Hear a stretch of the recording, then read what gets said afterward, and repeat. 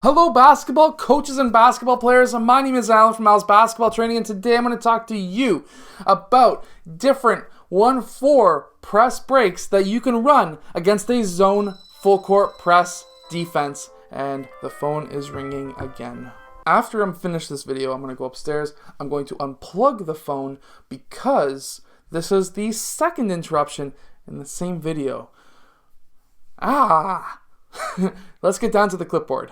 Okay, so in this first play, we're going to have player 2. He's going to cut down towards baseline, and he's going to cut out towards that block. What we're hoping for is that to bring player 1 over and guard player 2 while player 1, blue, is cutting down towards this block. What we're wanting to see here is now player 1 to go over to player 1, blue. Now, he has not dribbled yet, and we are not looking for him to dribble just yet. So, what's going to happen is player 1 is going to be very tight on player 1, blue. We're going to have player 3 come into the court. This is going to be a dribble handoff with player 3. Now, what I want to see happen is player 3 now to dribble towards the middle of the court, which is then going to draw those two players in. We are then going to be seeing player 4 leak out, and I want to see also player 2 going down the middle of the court, and I want to see player 5, he is going to be also heading down court as well. What player 1 is going to be doing now is he is going to be relief on the other side of the key. What we're hoping to have here is with that double team here, I want to see player 3 now pass over to player 4. Player 4 is going to take 1 to 2 dribbles to get past half, which is then going to collapse the defense over towards his side. That's going to then also draw player 2 over, and we're going to be now having player 5 cut towards baseline and out towards this side of the court, where we're going to have player 4 pass over to player 5, and now we can set up our offense. We don't necessarily have to worry about getting trapped here, mainly because, well, of course, this is a trap area, but generally speaking, if you're inside the three-point line, player 5 is one of our taller players on the court. He's going to be able to keep the ball up high so that now we can get open on this side of the court and we can set whatever kind of offense up that we have. So now in this second play that we're going to go up against a 1-2-1-1 is going to be now with player 4 setting a screen up on player 3, player 5 setting a screen up on player 2. We're going to have player 2 and 1 cut down towards the two low blocks. And we're going to have player 3 pass into player 2. That's going to draw player 1 towards player 2.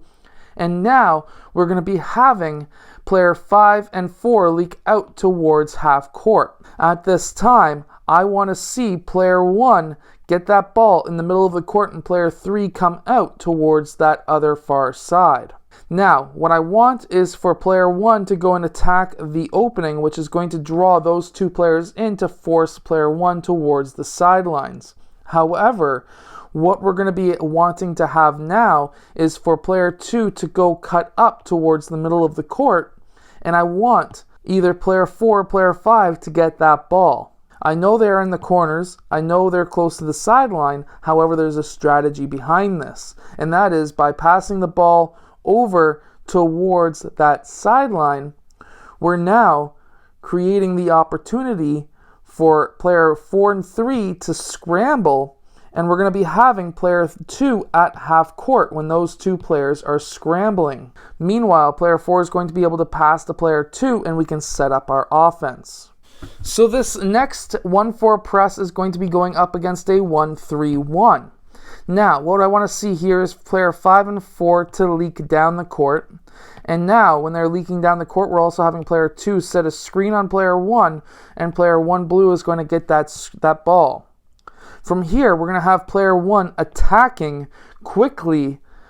I don't even want player 1 to go down towards the low block. Personally, I just want him to go over towards this high post. That way, he has the ability to dribble up court without having player 1 catch up to him quick enough, which is then, and when you attack these openings, when it comes to a press, you're going to be collapsing those two players, and now you can have player 5 open, or you can have player 4 open. Meanwhile, player 3 has to get inbounds, but we can have player 3 who was leaking out, cutting towards the middle. He can be open in the middle, or we could have player 5 open as well. So one of those two players can get that ball, and it's a nice quick ability or a nice quick play to get past half so that you can set up your offense.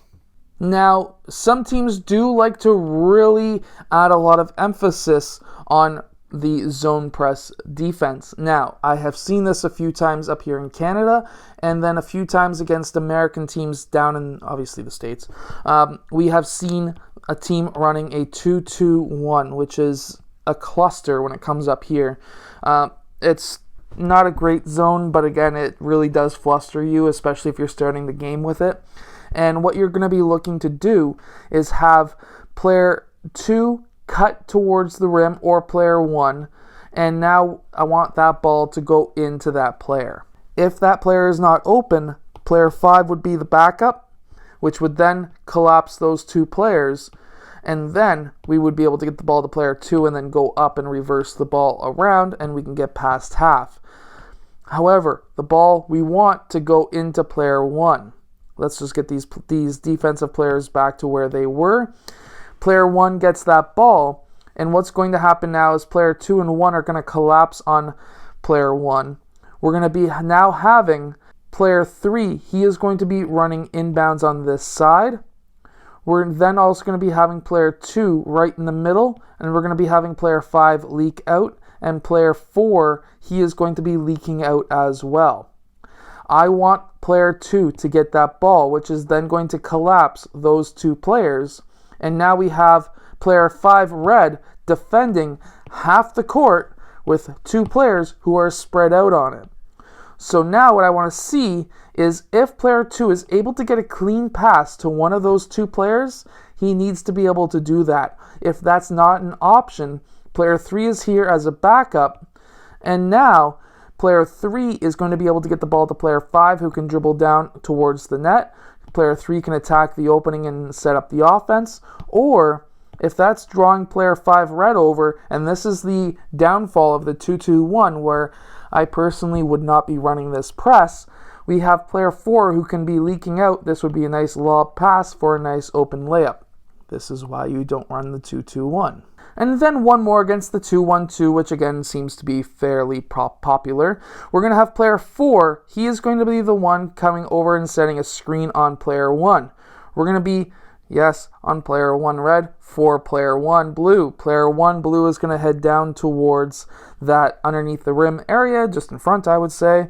And we're going to have now player 5 leaking out towards the half-court lines. That's going to draw player 2 in. I want to see player 3 curl around. That's going to be a pass to player 3. And now we have a 4-on-3 situation. We're going to have player 3 and 2 sprinting over. We're going to have player 4 fill the middle. We now have a 3-on-2, and we've gotten the ball past half, and we can set up our offense. Now, a 1-4 press break does really cluster the side of the court where you're going to be defending. So I personally don't run a 1-4 press break very often. I do, however, run the 1-4 when it comes to a full court man-to-man. That is where I really enjoy running that press break.